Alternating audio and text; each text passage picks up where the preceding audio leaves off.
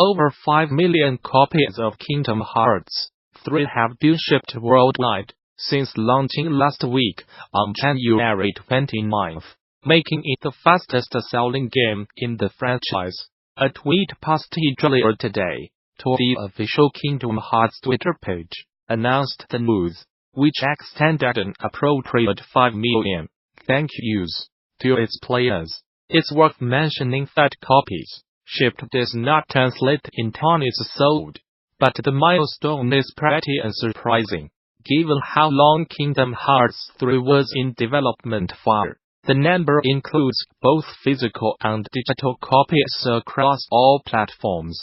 Over 5 million copies of Kingdom Hearts 3 have been shipped worldwide. We do like to extend a huge thank you to everyone who's joined the journey so far, and we hope you are loving every minute of it. Pick Twitter, com0bgq2019 for each. Creating a game that's entertaining for all ages is extremely challenging, but there is one studio that seems to hit the mark every time. TT Games seems an expert at making experiences for both younger and older players. It accomplishes this by sticking to the studio's core principles of fun and authenticity, but also through ensuring there's enough variety in the humor and the stage design. LEGO Marvel Super Heroes 2, the latest in the LEGO franchise, is a great example. The game asks players to control a collection of popular Marvel heroes on a mission to defeat an evil time-traveling villain named Kang the Conqueror. Along the way you explore Chronopolis, the central hub world, completing missions, and building and destroying the LEGO environments. Like many of the other LEGO projects TT Games undertakes, LEGO Marvel Super Heroes 2 follows a particular formula to ensure it appeals to as broad an audience as possible. Arthur Parsons, the head of design at TT Games, says the LEGO games stick to 2 core principles in order to ensure they are broadly appealing. Ultimately, fun is number one. Fun, funny, humorous. Everything has to be enjoyable, he comments. But in the second one, and I think this is where we probably manage to appeal to older gamers, is authenticity. And that's authenticity to whatever the source material is. Parsons points to the humor in LEGO Marvel Super Heroes 2 to highlight this point. In the game, there's plenty of slapstick humor for children, but there's also tons of complex in-jokes and references to appeal to long-term fans. For instance, the game features humorous cameos from minor characters from the Marvel Extended Universe, like J. Jonah Jameson and Giant Man, which may go over the head of those who have not seen the Sam Raimi films or read the older comics. You have that in-your-face humor, Parsons says. That's part of someone has a ladder on their shoulder, and they are turning around, and someone has to duck out of the way. Slapstick. But then we also go on to another level, where we do our best to add humor that's very relevant to the app. If people analyze the games, they will see the various influences we draw from.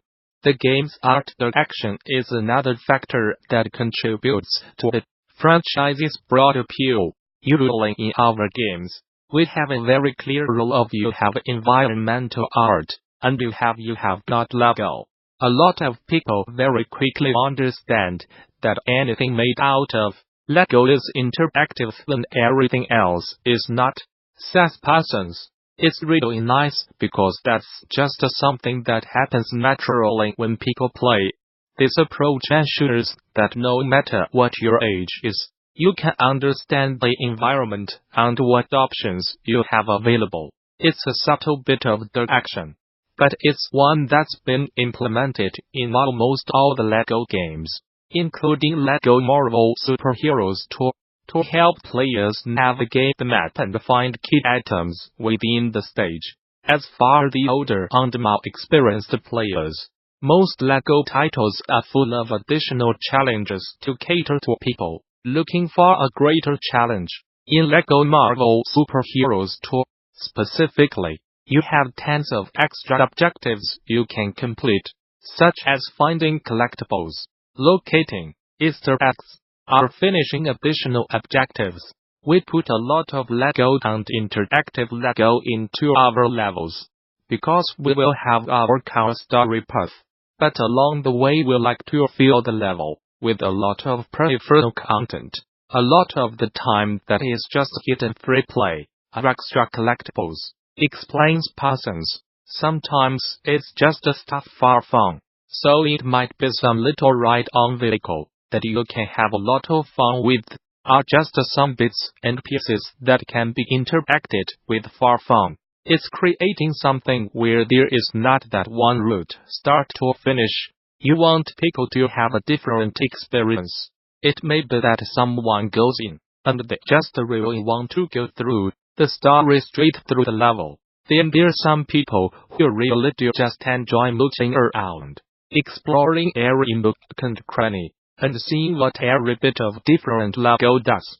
Playtesting and focus testing are key to balancing these aspects and ensuring that a LEGO game remains accessible for all ages. For instance, the team on LEGO Marvel Superheroes 2 team put together a first playable build very early on in the development of the game to focus test it with the group, including younger players and experienced gamers. This helped them to see how players respond to certain obstacles, whether they are engaged, and where they might need help. Parsons gives the example of Doctor Strange's room chasing ability as something that was changed as a result of focus testing.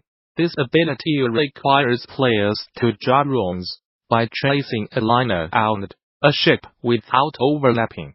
That was something we did focus test. And based off of those findings, we actually put something in where if people actually fail through tracing 3 times, the room fades and then comes back.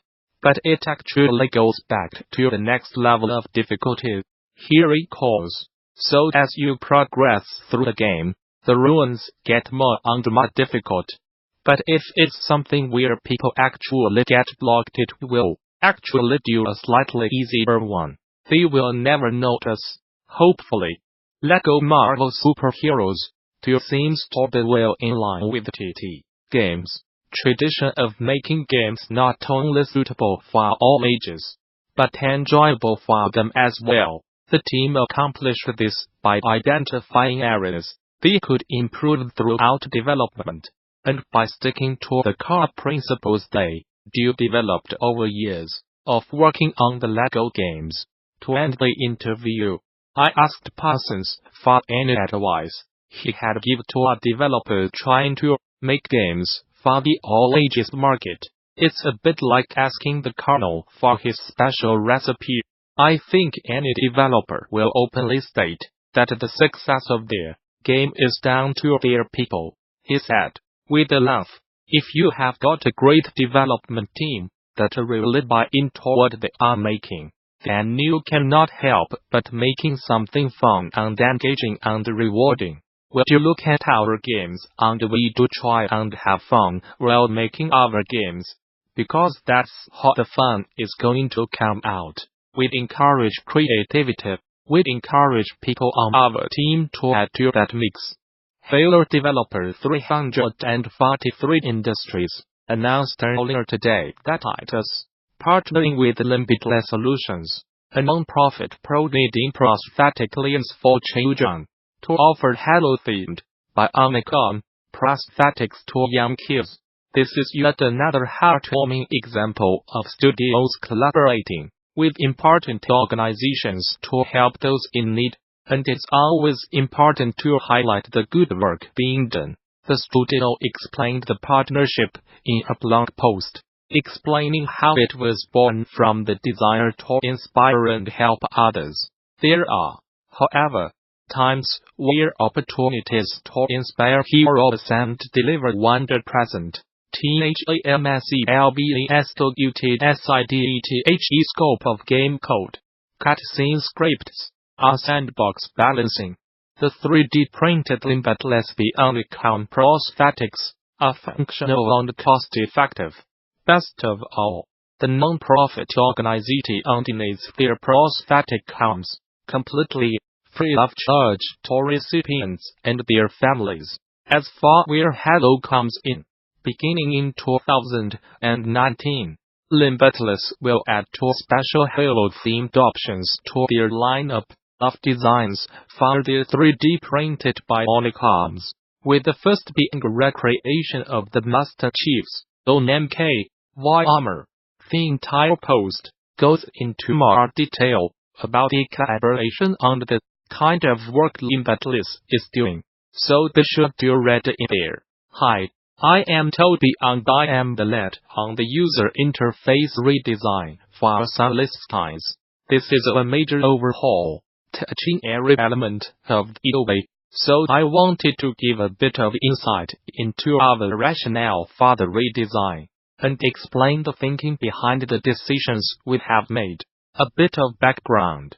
We delayed the release of Sunless Skies till next January because we wanted to improve several key areas of the game. Of this, a major priority was the game's UI and user experience. Sunless Skies is a relatively text-heavy game, and demands a greater than average amount of reading from the player, and we wanted that reading experience to be as immersive, atmospheric and intuitive as possible. At the same time,